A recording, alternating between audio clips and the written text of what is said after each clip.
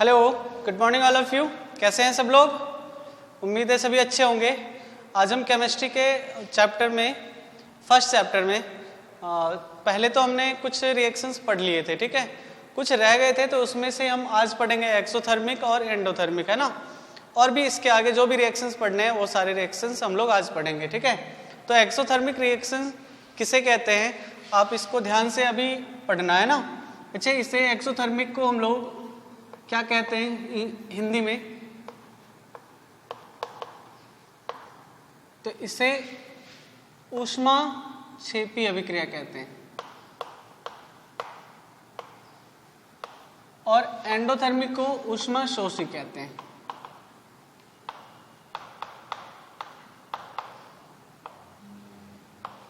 ठीक है, तो मैंने हिंदी में इसलिए आपको बताया क्योंकि नाम से थोड़ा सा स्पष्ट हो जाता है हिंदी में भी। अगर इंग्लिश में स्पष्ट नहीं हो रहा है तो हिंदी में आपका स्पष्ट हो जाएगा, ठीक है। तो हम एक एक करके पढ़ेंगे, पहले एक्सोथर्मिक पढ़ेंगे फिर एंडोथर्मिक पढ़ेंगे, ठीक है। तो एक्सोथर्मिक है क्या, आप नाम देखो, ऊष्मा, हीट, क्षेपी मीन्स रिलीज करना, एक्सो मतलब रिलीज कर देता है। तो कोई भी ऐसा रिएक्शन, जैसे मैं एक एग्जांपल ले रहा हूं, आप देखो जरा। मान लो एक नेचुरल गैस है CH4, इसको मैंने ऑक्सीजन के प्रेजेंस में क्या किया, जलाया। तो जब आप मेथेन गैस को ऑक्सीजन के प्रेजेंस में जलाओगे तो होता क्या है पता है, आपका कार्बन डाइऑक्साइड गैस बनेगा और प्लस स्टीम भी बनेगा, ठीक है। ये आपका रिएक्शन होता है। इसको आप बैलेंस कर सकते हो। बैलेंस करना मैंने अभी बताया नहीं है आपको, बैलेंस करना मैं बताऊंगा तो आप इसे बैलेंस करना सीख जाओगे। जैसे यहाँ पे एक कार्बन है तो एक कार्बन यहाँ भी है, हाइड्रोजन यहाँ 4 है लेकिन हाइड्रोजन वहाँ 2 है, तो ये सब आपको बैलेंस करना आ जाएगा, ठीक है। जैसे मैं बैलेंस कर दे रहा हूँ, देख लो, हाइड्रोजन 4 है तो 4 हाइड्रोजन के लिए आपको यहाँ पर 4 हाइड्रोजन बनाना होगा, ठीक है। तो इसमें ऑक्सीजन कितने हो गए, 2 हो गए, 2 यहाँ पे ऑक्सीजन है, 4 हो गए। तो 4 ऑक्सीजन करने के लिए आपको यहाँ पे 4 ऑक्सीजन करना होगा, तो 2 दूनी 4 है ना। तो ये तो आप सीख जाओगे, इसका आप टेंशन मत लेना। इसको तो इसकी क्लास में अलग से एक क्लास, पूरी क्लास में इसके लिए बताऊंगा, ठीक है, बैलेंस कैसे करते हैं। तो इसमें हम जो मेन चीज़ जानना चाह रहे हैं वो क्या जानना चाह रहे हैं, जब हम मेथेन गैस को जलाते हैं, नेचुरल गैस को ऑक्सीजन के प्रेजेंस में, तो हमारे पास CO2 गैस निकलती है और एक थोड़ा बहुत स्टीम भी निकलता है। लेकिन साथ में हम लोग भोजन भी तो पका लेते हैं, हम लोग क्या करते हैं, खाना भी बना लेते हैं।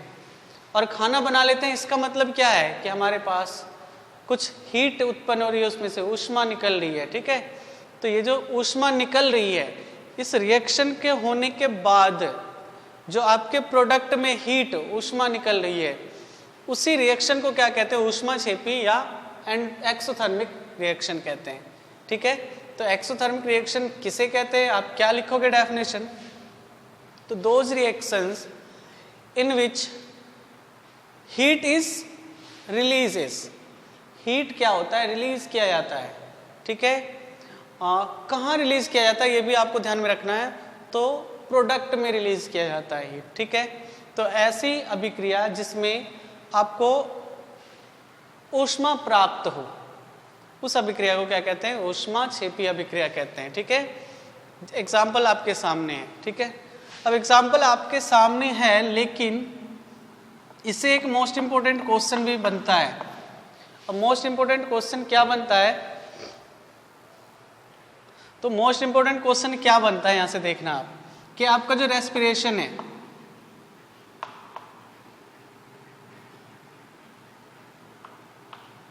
सब लोग जानते हैं रेस्पिरेशन बायो का पार्ट है। ये रेस्पिरेशन मीन्स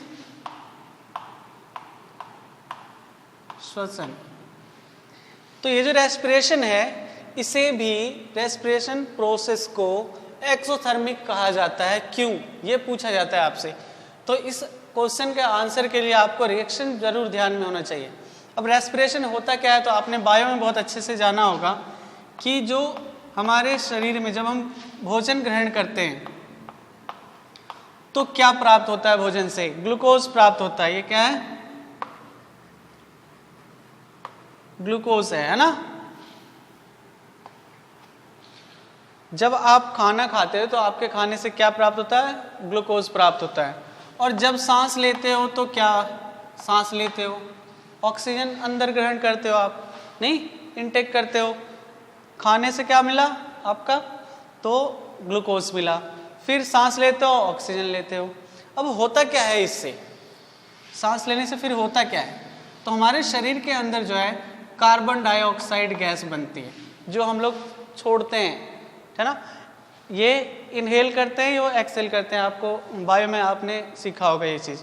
हम लोग सांस अंदर लेते हैं तो ऑक्सीजन लेते हैं और बाहर क्या, कार्बन डाइऑक्साइड छोड़ते हैं। ये इसीलिए होता है। जब हम भोजन करते हैं ग्लूकोज ले उससे मिलता है, फिर इनहेल करते हैं ऑक्सीजन तो क्या मिलता है, कार्बन डाइऑक्साइड मिलता है जो हम बाहर करते हैं, ठीक है।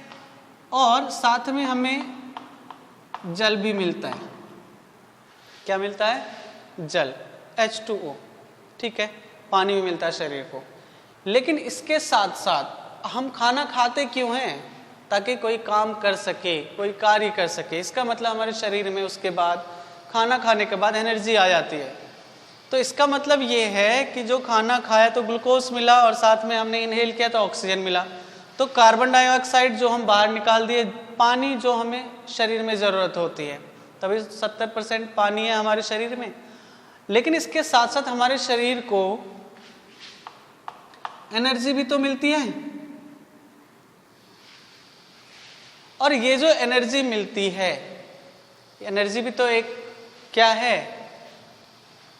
कार्य करने की क्षमता है। मीन्स हम कार्य कर पाते हैं। आपने देखा होगा खाना खाने के बाद हमारे शरीर का टेम्परेचर भी थोड़ा सा इंक्रीज हो जाता है, गर्मी ज़्यादा लगती है। तो ये सब इन्हीं कारणवश होता है, ठीक है। जो आपका रेस्पिरेशन होता है, ये प्रोसेस में हमें एनर्जी मिलती है, और इसलिए इस रेस्पिरेशन को क्या बोला जाता है, आपका एक्सोथर्मिक प्रोसेस कहा जाता है।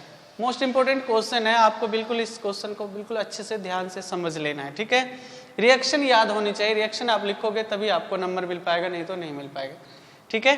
तो ये था एक्सोथर्मिक रिएक्शन, ये एग्जाम्पल भी एक्सोथर्मिक रिएक्शन का है। इसके बाद हम लोग देखते हैं एंडोथर्मिक रिएक्शन क्या है, जस्ट इसका उल्टा है, ठीक है। अब देखते हैं हम लोग एंडोथर्मिक रिएक्शन। ये एंडोथर्मिक रिएक्शन क्या है, तो जस्ट इसका उल्टा है। इसको भी एक एग्जाम्पल से समझेंगे हम लोग। एग्जाम्पल क्या लेते हैं, तो एक सिंपल सा एग्जाम्पल लेते हैं, N2 + O2, और दोनों मिलकर क्या बनता है, NO मिलता है। अगर आप इसको बैलेंस करो, 2 ऑक्सीजन 2 नाइट्रोजन, तो 2NO होता है, ठीक है।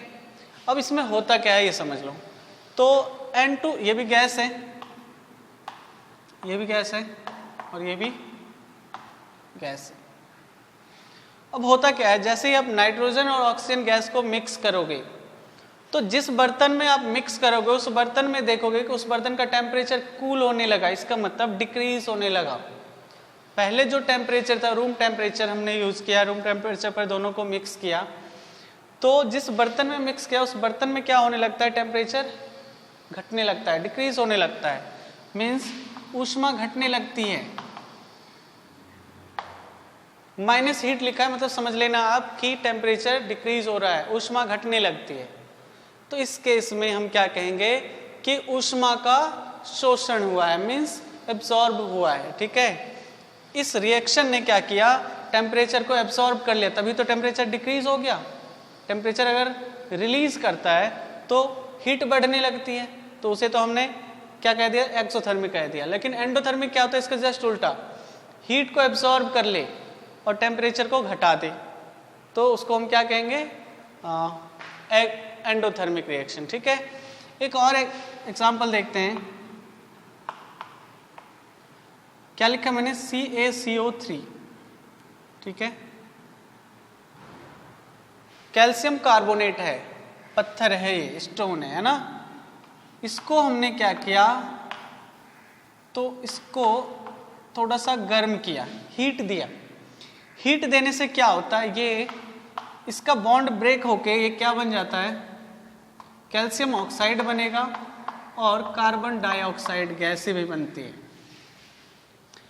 ऐसा क्यों हुआ, क्योंकि हमने क्या किया, हीट दिया है। इसमें हीट दिया है, इसका मतलब इसने हीट एब्जॉर्ब कर लिया और हीट की जरूरत हुई, ऊष्मा का इसमें शोषण हुआ है, ठीक है। तो ऊष्मा हमने दिया है तो ये ब्रेक हो गया Ca और CO2 में। तो इस अभिक्रिया को भी हम लोग क्या कहेंगे, एंडोथर्मिक रिएक्शन कहेंगे, ठीक है। यहाँ पर भी हमने ऊष्मा दिया है। तो सिंपली जिस अभिक्रिया में हमें ऊष्मा देने की जरूरत होती है उसे एंडोथर्मिक, और जिस अभिक्रिया में, जिस रिएक्शन में हमें ऊष्मा मिलती है उसे हम एक्सोथर्मिक रिएक्शन कहते हैं। ठीक है, तो सिंपल सा एग्जाम्पल है और एग्जाम्पल से आपको समझ में आ गया होगा कि एंडोथर्मिक रिएक्शन किसे कहते हैं। ठीक है, तो शायद आपको समझ में आ गया होगा, और कोई भी डाउट हो तो आप मुझे पूछ लेना। ठीक है, थैंक यू।